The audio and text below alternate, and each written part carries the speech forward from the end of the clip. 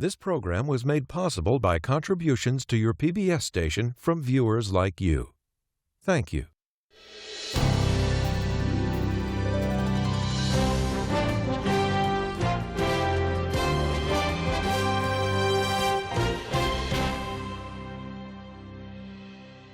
Welcome to live special coverage of President Trump's address to the nation. Speaking from the White House diplomatic reception room, the president is expected to lay out what he sees as his accomplishments so far this year on foreign policy, immigration, and the economy.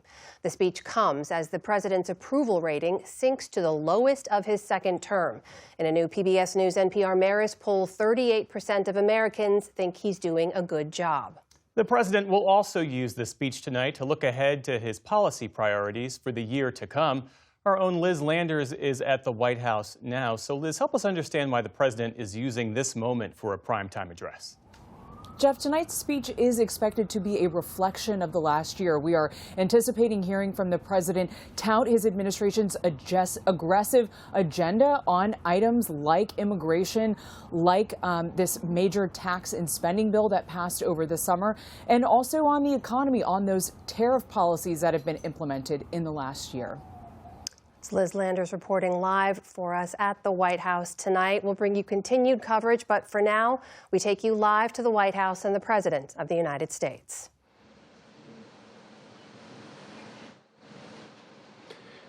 Good evening, America. 11 months ago, I inherited a mess, and I'm fixing it. When I took office, inflation was the worst in 48 years, and some would say in the history of our country, which caused prices to be higher than ever before, making life unaffordable for millions and millions of Americans. This happened during a Democrat administration, and it's when we first began hearing the word affordability. Our border was open, and because of this, our country was being invaded by an army of 25 million people, many who came from prisons and jails, mental institutions, and insane asylums. They were drug dealers, gang members, and even 11,888 murderers, more than 50% of whom killed more than one person. This is what the Biden administration allowed to happen to our country, and it can never be allowed to happen again. We had men playing in women's sports, transgender for everybody, crime at record levels with law enforcement, and words such as that just absolutely forbidden. We had the worst trade deals ever made, and our country was laughed at from all over the world. But they're not laughing anymore. Over the past 11 months, we have brought more positive change to Washington than any administration in American history.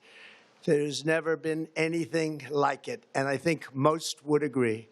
I was elected in a landslide, winning the popular vote and all 7 swing states and everything else, with a mandate to take on a sick and corrupt system that really just took the wealth from people and crushed the dreams of the American people. For the last 4 years, the United States was ruled by politicians who fought only for insiders, illegal aliens, career criminals, corporate lobbyists, prisoners, terrorists, and above all, foreign nations, which took advantage of us at levels never seen before. They flooded your cities and towns with illegal aliens. They decimated your hard-earned savings. They indoctrinated your children with hate for America. They just released a level of violent felons that we had never seen to prey on innocent. They caused war, they caused mayhem, they caused a horrible situation all over the globe. But now you have a president who fights for the law-abiding, hardworking people of our country, the ones who make this nation run, who make this nation work. And after just 1 year, we have achieved more than anyone could have imagined. Starting on day one, I took immediate action to stop the invasion of our southern border. For the past 7 months, 0 illegal aliens have been allowed into our country, a feat which everyone said was absolutely impossible. Do you remember when Joe Biden said that he needed Congress to pass legislation to help close the border? He was always blaming Congress and everyone else. As it turned out, we didn't need legislation. We just needed a new president. We inherited the worst border anywhere in the world, and we quickly turned it into the strongest border in the history of our country. In other words, in a few short months, we went from worst to best. We're deporting criminals, restoring safety to our most dangerous cities. Just take a look at Washington, D.C. It's at levels of safety that we've never seen before. And they decimated the bloodthirsty foreign drug cartels. We did that all by ourselves with our people, and we're so proud of it because they were poisoning and destroying our population. Drugs brought in by ocean and by sea are now down 94%. We have broken the grip of sinister woke radicals in our schools, and control over those schools is back now in the hands of our great and loving states where education belongs. After rebuilding the United States military in my first term, and with the addition we are adding right now, we have the most powerful military anywhere in the world, and it's not even close. I've restored American strength, settled 8 wars in 10 months, destroyed the Iran nuclear threat, and ended the war in Gaza, bringing for the first time in 3,000 years peace to the Middle East, and secured the release of the hostages, both living and dead. Here at home, we're bringing our economy back from the brink of ruin. The last administration and their allies in Congress looted our Treasury for trillions of dollars, driving up prices and everything at levels never seen before. I am bringing those high prices down and bringing them down very fast. Let's look at the facts. Under the Biden administration, car prices rose 22% and in many states 30% or more. Gasoline rose 30 to 50%. Hotel rates rose 37%. Airfares rose 31%. Now, under our leadership, they are all coming down and coming down fast. Democrat politicians also sent the cost of groceries soaring, but we are solving that too. The price of a Thanksgiving turkey was down 33% compared to the Biden last year. The price of eggs is down 82% since March, and everything else is falling rapidly. And it's not done yet, but boy, are we making progress. Nobody can believe what's going on. Here are just some of the efforts that we have underway. You will see in your wallets and bank accounts in the new year. After years of record-setting falling incomes, our policies are boosting take-home pay at a historic pace. Under Biden, real wages plummeted by $3,000. Under Trump, the typical factory worker has seen a wage increase of $1,300. For construction workers, it's $1,800. For miners, we're bringing back clean, beautiful coal. It's $3,300. And for the first time in years, wages are rising much faster than inflation. Remember that. The wages, just look at it. Wages are going up much faster than inflation. How big is that? Very importantly, there are more people working today than at any time in American history, and 100% of all jobs created since I took office have been in the private sector. Think of that. 100% of all jobs have been in the private sector rather than government, which is the only way to make a country powerful and great. This historic trend will continue. Already, I've secured a record-breaking $18 trillion of investment into the United States, which means jobs, wage increases, growth, factory openings, and far greater national security.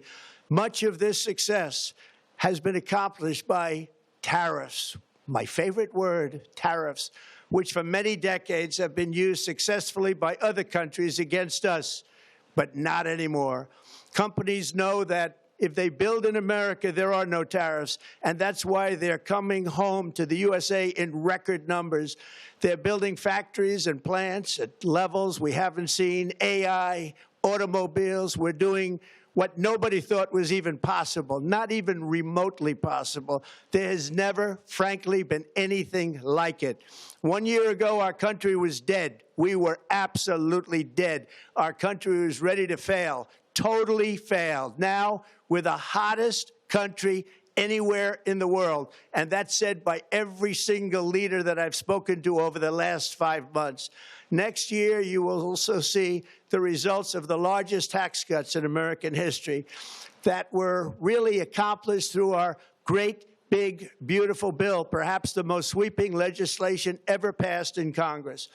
We wrapped 12 different bills up into one beautiful bill. That includes no tax on tips, no tax on overtime, and no tax on Social Security for our great seniors. Under these cuts, many families will be saving between $11,000 and $20,000 a year, and next spring is projected to be the largest tax refund season of all time. Because of tariffs, along with the just passed One Big Beautiful Bill, tonight I am also proud to announce that more than 1,450,000, think of this, 1,450,000 military service members will receive a special, we call Warrior Dividend before Christmas, a Warrior Dividend. In honor of our nation's founding in 1776, we are sending every soldier $1,776. Think of that. And the checks are already on the way. Nobody understood that one until about 30 minutes ago. We made a lot more money than anybody thought because of tariffs, and the bill helped us along. Nobody deserves it more than our military, and I say congratulations to everybody. And by the way, we now have record enlistment in our military, and last year we had among the worst recruitment numbers in our military's history. What a difference a year makes. In addition, I'm doing what no politician of either party has ever done, standing up to the special interests to dramatically reduce the price of prescription drugs. I negotiated directly with the drug companies and foreign nations, which were taking advantage of our country for many decades, to slash prices on drugs and pharmaceuticals by as much as 400, 500, and even 600%. In other words, your drug costs will be plummeting downward. And I used the threat of tariffs to get foreign countries who would never have done it to pay the cost of this giant dollar reduction. They stopped ripping us off, and it began as of 4 days ago. There has never been anything like this in the history of our country. Drugs have only gone up, but now they'll be going down by numbers never conceived possible. It's called Most Favored Nation. And no president has ever had the courage or ability to get this done until now. The first of these unprecedented price reductions will be available starting in January through a new website, TrumpRx.gov. And these big price cuts will greatly reduce the cost of health care. I'm also taking on the gigantic health insurance companies that have gotten rich on billions of dollars of money that should go directly to the people. The money should go to the people. That's you.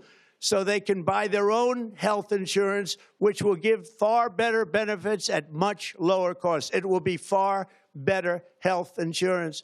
The current Unaffordable Care Act was created to make insurance companies rich. It was bad health care at much too high a cost. And you see that now in the steep increase in premiums being demanded by the Democrats, and they are demanding those increases, and it's their fault. It is not the Republicans' fault. It's the Democrats' fault. It's the Unaffordable Care Act, and everybody knew it. Again, I want the money to go directly to the people so you can buy your own health care. You'll get much better health care at a much lower price. The only losers will be insurance companies that have gotten rich, and the Democrat Party, which is totally controlled by those same insurance companies. They will not be happy, but that's okay with me because you, the people, are finally going to be getting great health care at a lower cost. Another major focus is the cost of energy. For years, the radical left Democrats exploited the green energy scam as an excuse to funnel many billions of dollars into their own massive slush funds as their energy restrictions drastically drove up prices, and they drove them up at record levels. Electricity costs surged 30 to 100% under Biden, and the typical family lost $5,000 to $10,000 in higher energy costs. Think of that, $5,000 to $10,000 you lost. On day one, I declared a national energy emergency. Gasoline is now under $2.50 a gallon in much of the country. In some states, it, by the way, just hit $1.99 a gallon. And within the next 12 months, we will have opened 1,600 new electrical generating plants, a record, and it's a record that won't be beaten by practically, I would say, by anybody, or certainly not very soon. Prices on electricity and everything else will fall dramatically. The Democrat inflation disaster, again, the worst in the history of our country, also robbed millions of Americans of home ownership and indeed the American dream. The yearly cost of a typical new mortgage increased by $15,000 under Democrat rule.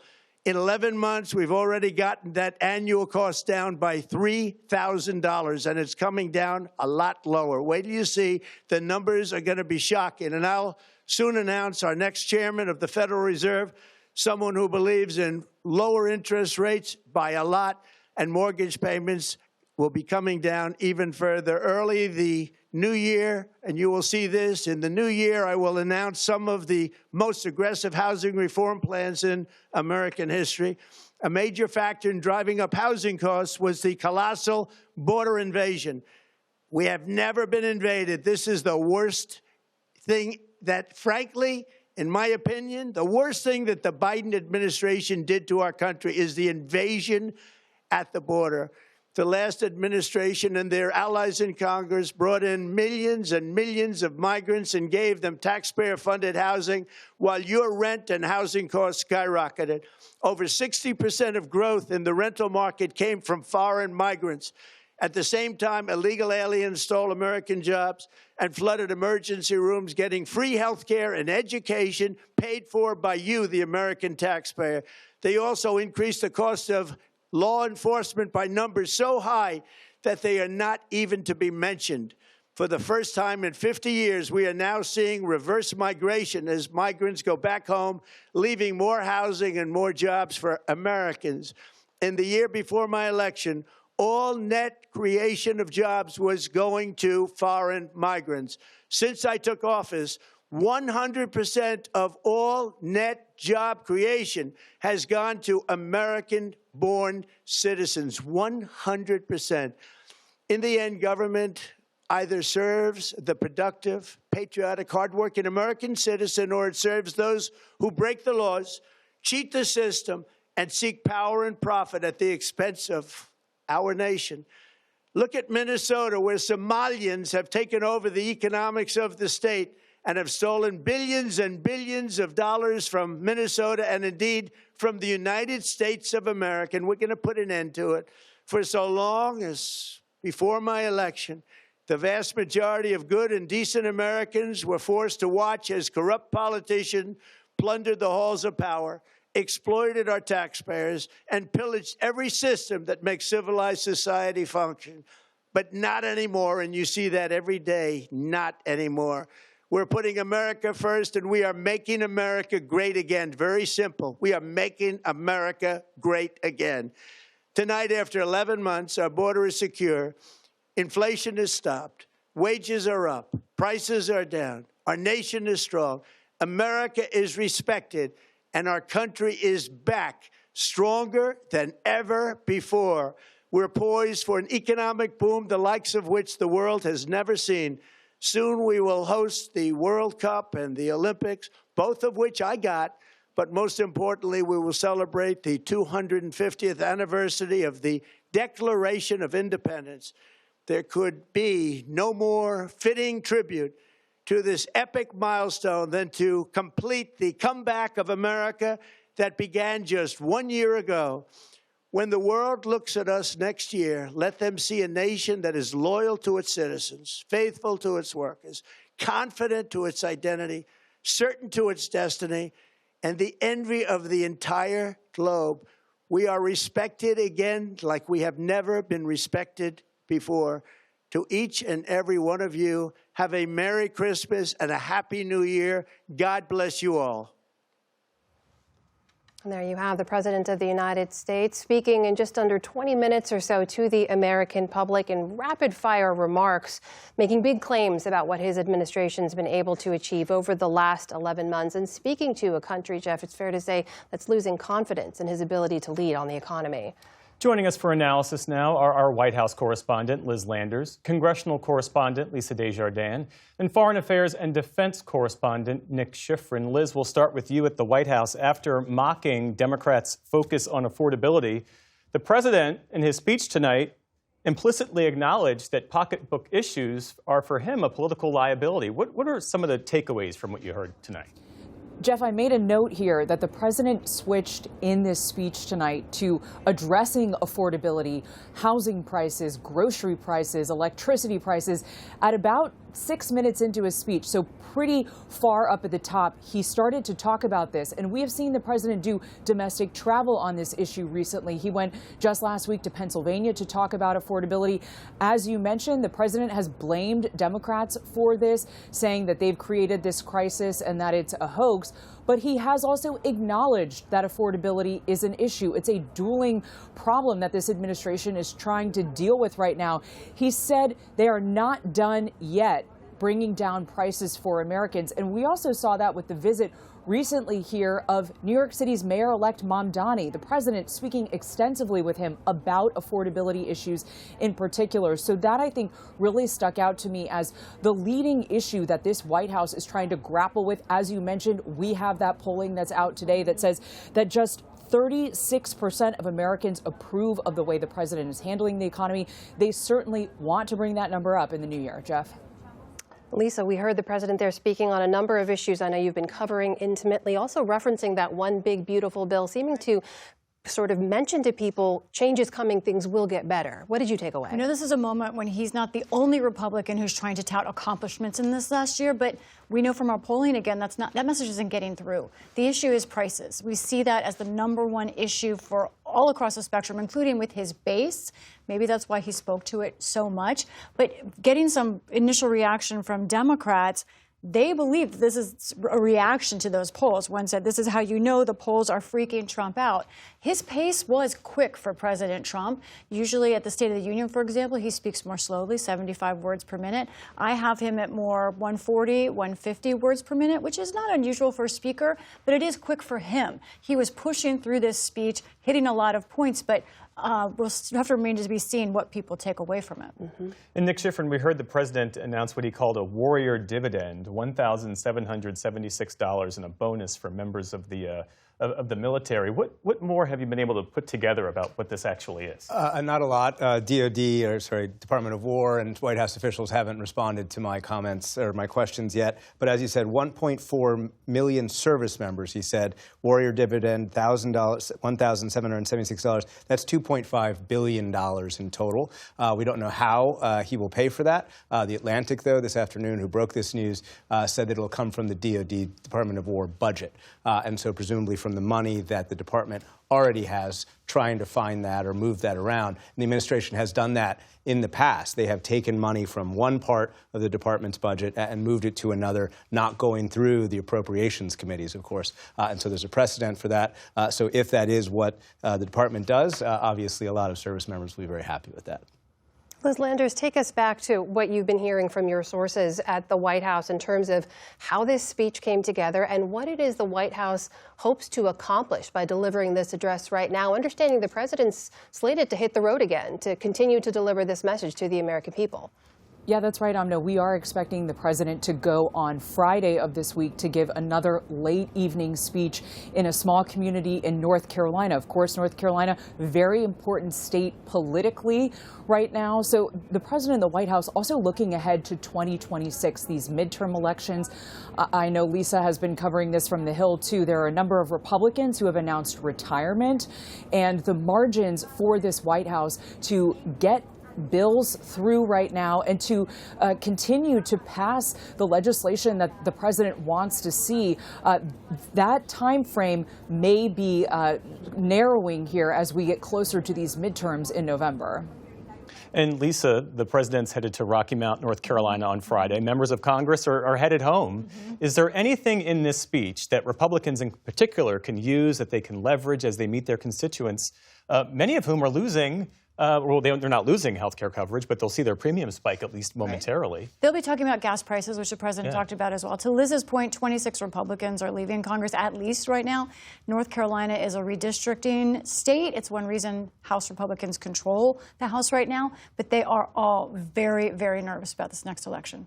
Lots more to talk about when it comes to the Hill, when it talks to foreign policy, and of course from the White House as well. That was the president speaking directly to the United States at this moment. But meanwhile, that concludes our live special coverage of this presidential address. We'll now return you to your regularly scheduled programming, which for some stations on the West Coast will be the PBS NewsHour. And for additional coverage, be sure to join us online and back here for the NewsHour tomorrow night. For now, I'm Jeff Bennett. And I'm Amna Navaz. Have a good evening. Thanks for joining us. Was made possible.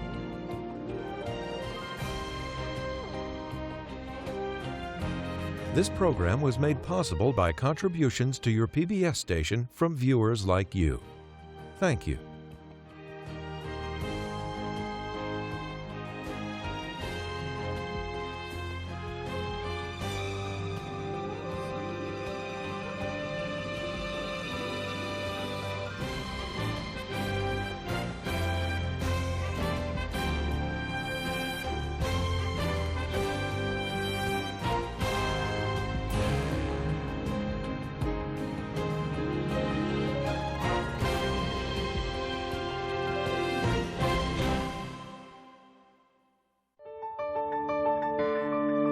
You're watching PBS.